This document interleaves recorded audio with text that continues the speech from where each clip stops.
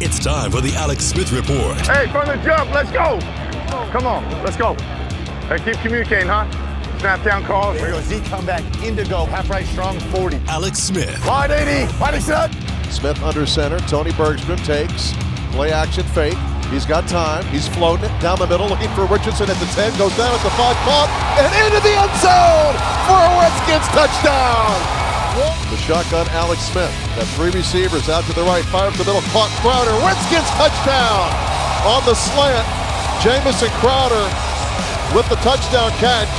That is his first touchdown of the year, and the Redskins make it 20-3. I love the new calls. I love the weekly new calls. That you do. It's part of my, I got to, At least we had motivation. Keep those touchdowns going. That's what you're thinking about on the sideline, yes, right? New weekly calls for the podcast. We were looking for some from the second half, but we couldn't find any. Yeah, that's a good point. That's a good point. You know how many yards? Twice now we've done this. It's 2 times. It's two of the 3 games we've done this. You know how many yards passing you had in the second half? He knows that. He knows that. He knows what he has. I don't actually know the number. It's got to be. Is it a single digit? Yeah. Yeah.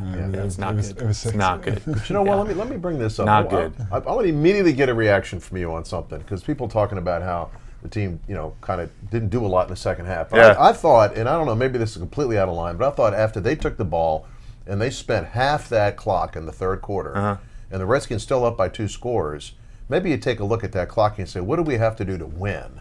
And just throwing caution to the wind isn't what you needed to do there. You need to kind of control the ball, right? Maybe take a little air out of it.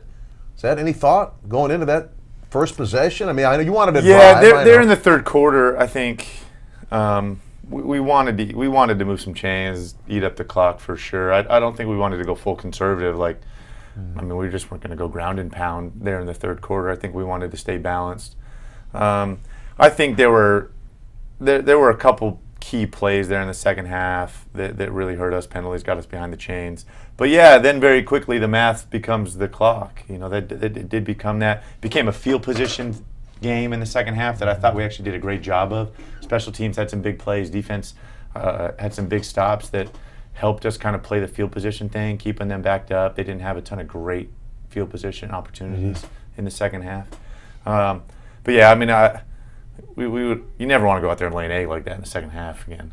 Still a pretty good win, though. It was a big win, and then the one was the big drive in the fourth quarter when we had to, to get those few first downs, eat up the clock, get the field goal back, get it back up to 14 points, and I thought that kind of sealed the victory at that point. And the first half, of course, I mean, it was pretty incredible to see you guys working. I'm not sure if you have a favorite drive, but I mean, the drive where you guys were backed up, yeah, it was a gut punch, I thought.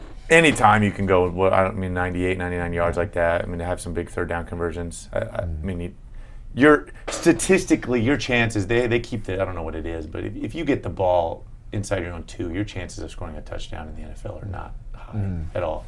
So, right. I mean, anytime I think you can drive it like that, have a big third down conversion backed up, it's a huge momentum swing, I think, when you can do that. So, what did Clay Matthews say to you after he sacked you? He didn't say anything then. That was such a big play. It was kind of a frenzy there after. For me, you're adjusting your face mask and just checking your parts. Get your bearings back. No, he didn't say anything then. There was later where I had the little run on the sideline where he gives you just enough of a shove. And then as we're making our way back on the field, that's where he chimed in. Oh, they're going to throw a flag on that too, type of deal. Yeah, tough. No, he didn't say anything after the flag. After the game, he did come up to me and talk to me. I think he was very confused. I mean, he's had 3 in 3 weeks. All that were kind of decent plays in a game. So I think he's obviously a little frustrated. What do you think of that call? Well, at the time, right after the game, I did think. I hadn't seen a replay of it. I thought he hit me, like I said after the game. When quarterback's kind of a strike zone, shoulders to knees. I thought he hit me right in the chest with his shoulder. I thought it was pretty sound. I do think from looking at it, the new rule is like your full body weight into these guys, trying to drive them into the ground. I mean, is there anything extra there? certainly you can see him try to finish it. That's what the new rule, I think, is all about. I think because of what happened to his quarterback last year, I mean, that's where this rule stems from. Do they need to adjust it? Oh, yeah. I mean, I think the intent at this point, in all honesty, I thought it was a clean form tackle. Yeah, I think it could definitely be adjusted. Yes. As for you guys yourselves, though, I want to go the whole way back to the first drive. Yeah. And Paul Richardson, interesting comment after the game, said, I knew Alex was throwing it to me before the play started. Did you know you were throwing it to Paul before the play started? I mean, I was hoping. I was hoping for the look, you know, to get to put it up to Paul there, and luckily we got a great look for it. I mean, I didn't even do much. He made a heck of a play to split both those guys, make the catch, get up and finish it for a touchdown. So, yeah, I was hoping for it. I've been telling Paul for a long time. I mean, this is going back to OTAs even, man, that more shots. He's so gifted down the field. Has such great speed, but has such great ball skills too. I feel so confident, you know, putting it up to him that good things are going to happen. And you know, I think he made a heck of a play, obviously, so hopefully we'll get some more of those this week. Before we take a break, who wins a race, you or Vernon? You're serious? I don't know. I think you're pretty Come on. I think you're pretty fast. No, I don't even think that's close. I was wondering about the race I want to see. It's like a master's level. This is like master's class track. Is Vernon and AP? I want to see that race. So we have the next gen stats.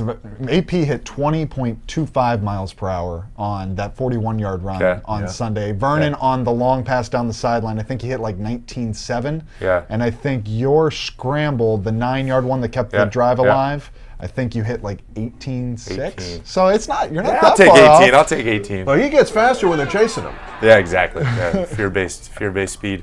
All right, let's take a second to talk about Meineke Car Care Centers in the DC area. It's a great place to keep everything, or to get everything you need done to your car, get it back on the road. It's so important to maintain your car, and there are 19 Meineke Car Care locations in the greater Washington, DC area to help you do so. Also now, through October 31st, you can get up to a $100 Visa gift card when using your Meineke credit card. With a purchase of $4.99 or more. You can see all the rules and regulations for this offer at Meineke.com. So don't get sidelined by car trouble this season. Sign up for Meineke Rewards to receive free towing to your nearest Meineke location, where their team of total car care experts can get you back on the road. Save time by booking online at Meineke.com. Meineke, on with life.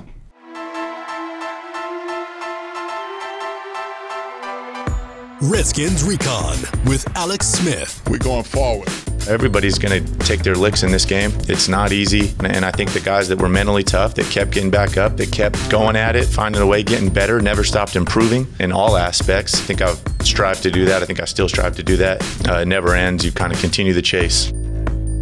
Moving forward, Alex Smith, you guys got a bye this week, but I will be the first to give you some beads. All right, it took me a second there. I was like, where are you going with this? You're going to New Orleans. Where are you going with this? Special WOW beads, Women of Washington Redskins Women's Club official beads. Did you earn these? No, they were just sitting here. Oh, okay. I just came up with I saw them there, and I came up with that. There's more back there if you want more. Okay, all right. But you were not part of what happened last year, but you are aware that this team owes them something. I've watched the game. Yeah, I watched it several times this offseason. Yeah, I still hear, even you hear reverberations from the guys that were here, and Colt and these guys, that those are games that are really hard to get over. I mean, to be up, I don't know what it was, 2 scores with 3 minutes left, and not find a way to not win is hard. Those stay with you a long time. But scar tissue, you know. Scar tissue. So, it was on top of that. I mean, Chris is getting real legitimate scar tissue. Chris is getting a lot of questions about it, but that was the end of Chris Thompson's season that day too. Right. And what is that? I mean, I'm not sure. Anytime a guy suffers a season-ending injury, it's a big deal. But I think it kind of stung a little more last year when a guy like Thompson has a breakout year and then it gets. He was killing it. Right. I mean, he was lighting the whole. The whole league, I think, was a little bit of buzz with what CT was doing last year, and the production was just off the charts. So yeah, bummer. I think the whole league was bummed about that one, not getting to see those highlights regularly.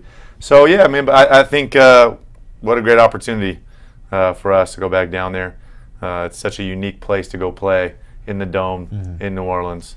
So we're going to talk about the Saints more. I'm sure we'll talk about them next week as well. But I'm interested in your thoughts on this entire league right now, because this was a week where anytime you think you have the NFL red or a team red, Buffalo goes to Minnesota, and you have some performances like, Tampa Bay, Fitzpatrick plays so well, and they struggled in the first half. I mean, there's storylines everywhere. What are your thoughts on the parity in the league right now?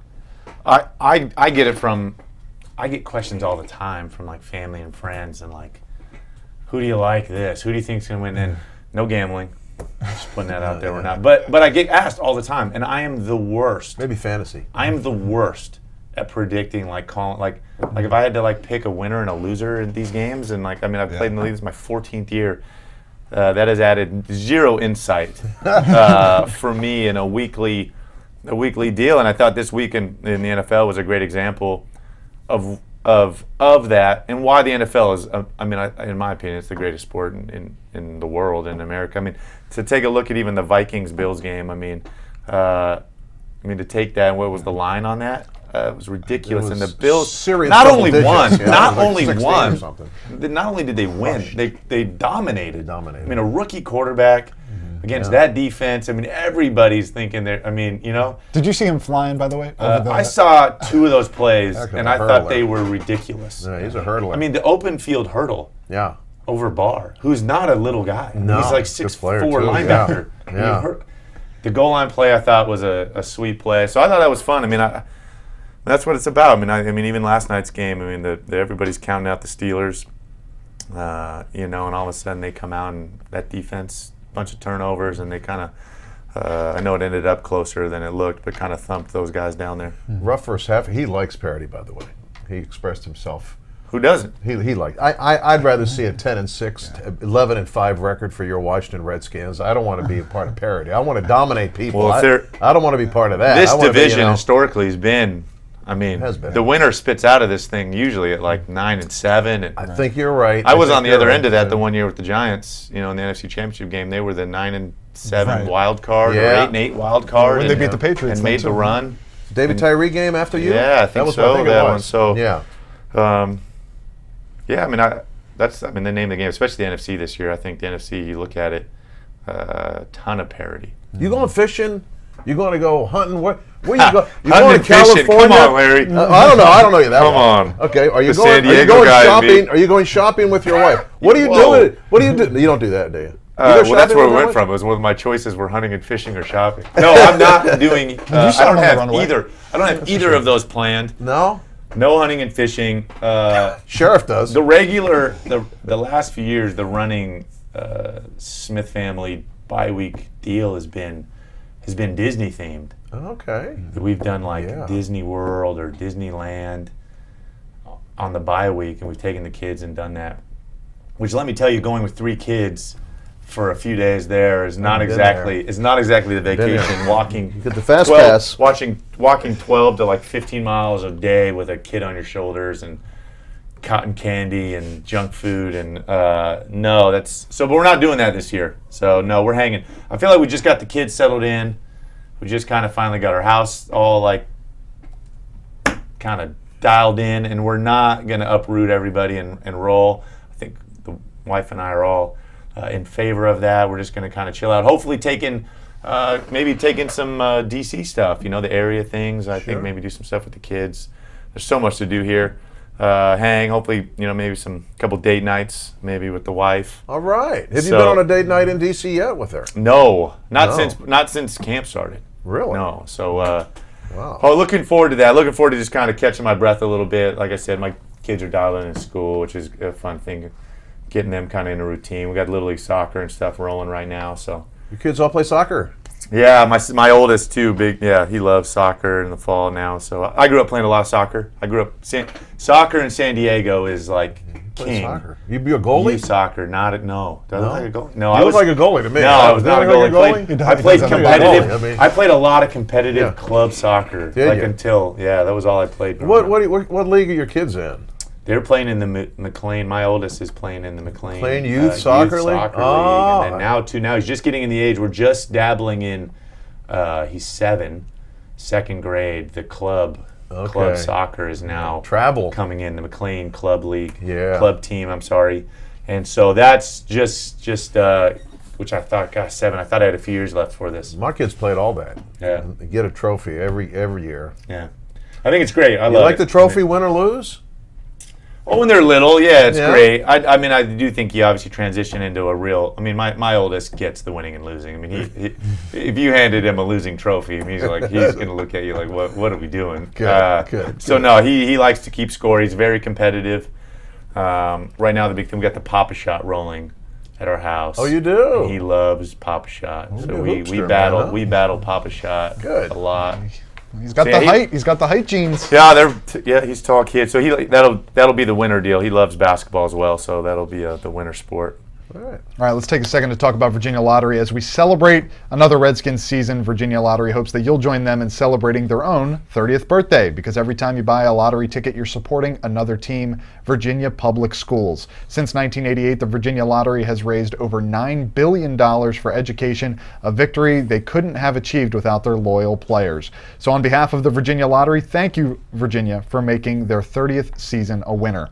To help kick off the 30th birthday, the lottery is recognizing extraordinary Virginia public school graduates through their Made in Virginia program. If you know a Virginia graduate you'd like to recognize as outstanding in their career or community, nominate them for the Made in Virginia Award. Winners will get money to award to the Virginia public school of their choice. Entry period ends October 12th. For more details, go to madeinvirginia.com. Time for cues for the QB. Are there any questions? Be curious, not suspicious. Any questions? Question things. Ask. Come on, guys. There's no such thing as a stupid question. Well, yes, there is, I think. But good way to kick off this last segment of this edition of the Alex Smith Report. With a stupid question?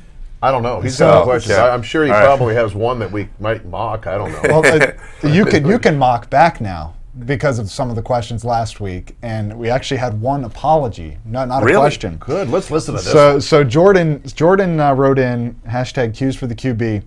This isn't a question, but tell Alex I'm sorry for saying he can't throw the ball past 10 yards last week. Oh, nice. Oh, I forgot about that question. Yeah. Do you accept the apology? I could only do it in the first half. The second half it went away again. Oh, okay. So we'll try to put 4 quarters together. Do you accept his apology? I do. Yeah, thank you. I just want to make sure we button that up. Yeah, no, it's good. All right. So first question's from Grady. Are your tight ends going to be a big part of the offense this season? They certainly were on Sunday.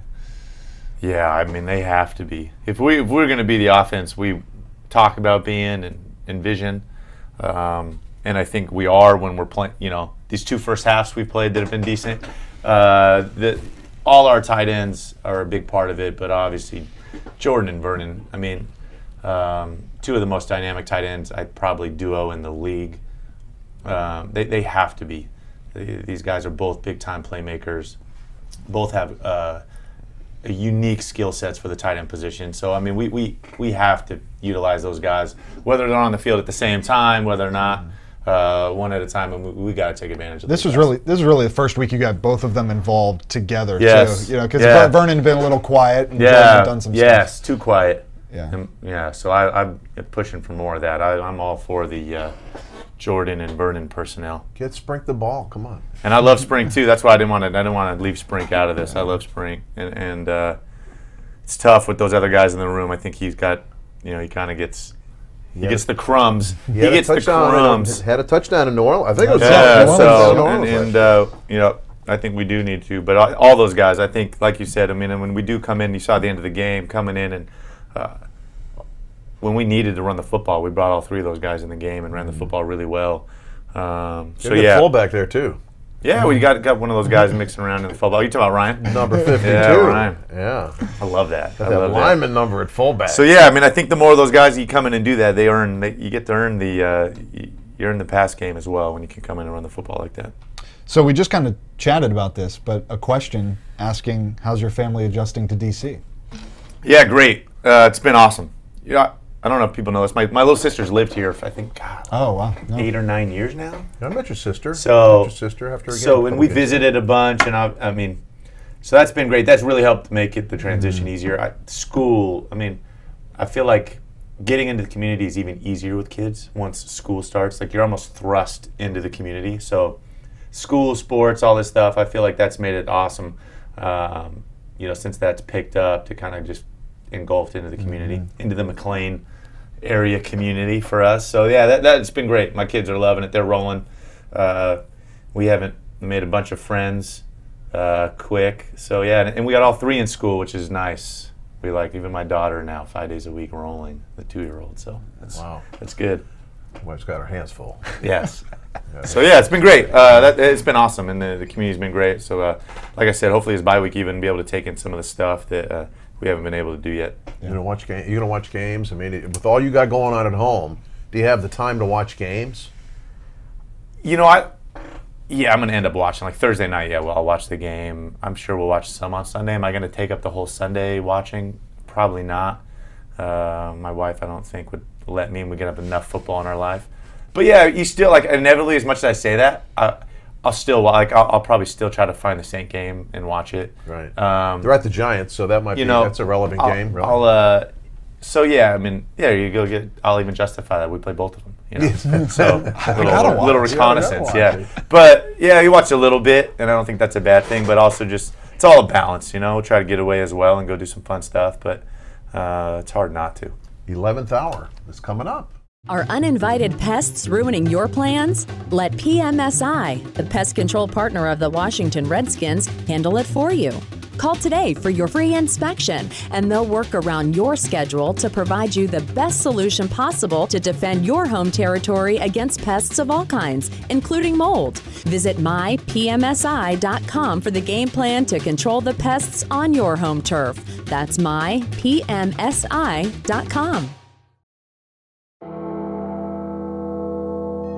The 11th hour.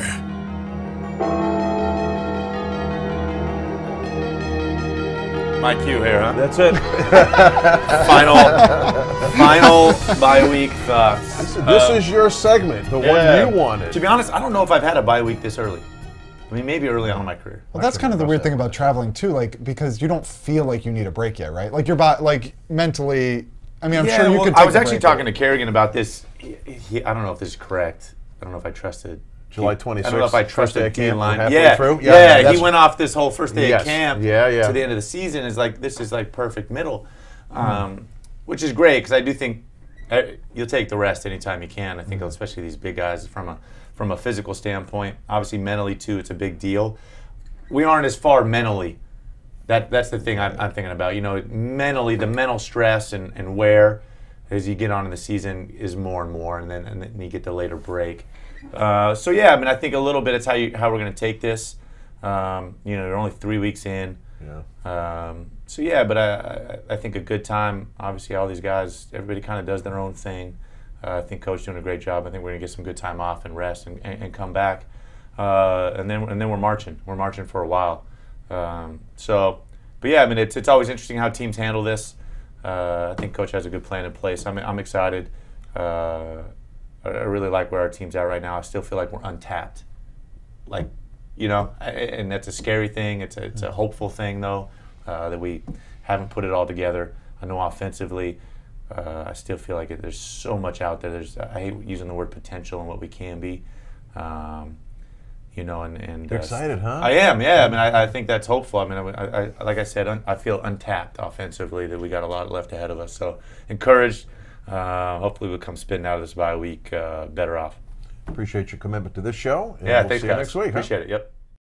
Your Redskins 365 update for this Tuesday, September 25th. The Redskins fully into bye week mode now as the guys coming in, getting some workouts today, but then heading out, as Alex discussed, more for some time of their own. They're really going to do whatever they want until they come back for practice next Monday. As for media availability for Monday, that has not been determined as of yet, so not exactly sure when you're going to hear from the team next, but if you keep it locked at Redskins on Twitter, redskins.com will have all the updates for you. And of course, you can check out this podcast along with Rigo the Diesel and also 26 Minutes with CP, redskins.com/podcasts.